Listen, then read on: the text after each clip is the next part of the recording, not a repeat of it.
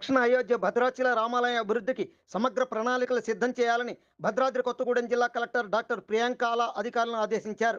కాగా గురువారం ఐడీఓసీ కార్యాలయంలోని సమావేశ మందిరంలో భద్రాచల రామాలయ అభివృద్ధి ప్రణాళిక, భూసేకరణ తదితర అంశాలపై సమీక్షా సమావేశం నిర్వహించారు.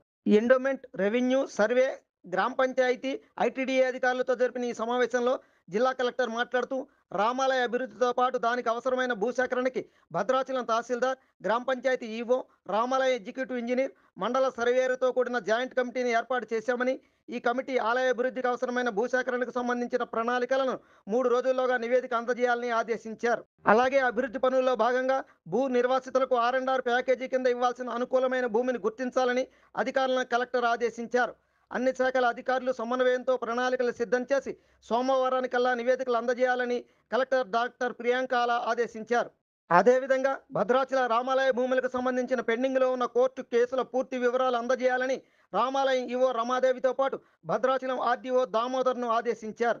కాగా ఈ సమావేశంలో ITDA PO Prateek Jain, additional collector Venugopal, APO general David Raj, Bhadrachalam తహసీల్దార్ శ్రీనివాస్, సర్వే శాఖ AD Kusumakumari, collectorate superintendent Ramadevi, deputy CEO Chandrasekhar, collectorate భూసేకరణ సీనియర్ అసిస్టెంట్ యాసిన్ పాషా, సంబంధిత శాఖల అధికారులు పాల్గొన్నారు.